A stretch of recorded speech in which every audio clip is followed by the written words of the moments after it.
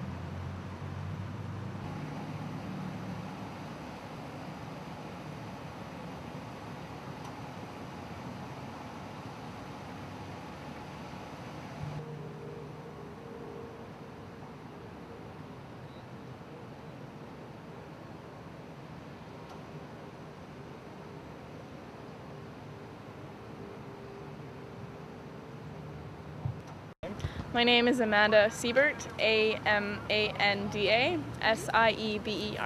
Okay, Amanda, what happened today? We were traveling eastbound down Nordel, and this bike was right in front of us, about 2 cars, and he had kind of sped up right away, and the car came out of the mall access and hit him right away, and they were both going really quickly, and from where we were, we didn't think the gentleman was injured that badly, and then the second he hit the ground, he was like, we knew right away he was unconscious, so my friend and I pulled over and tried to do whatever we could to. How old was the guy? If I had to guess, I would guess between his 50s and 60s. Okay.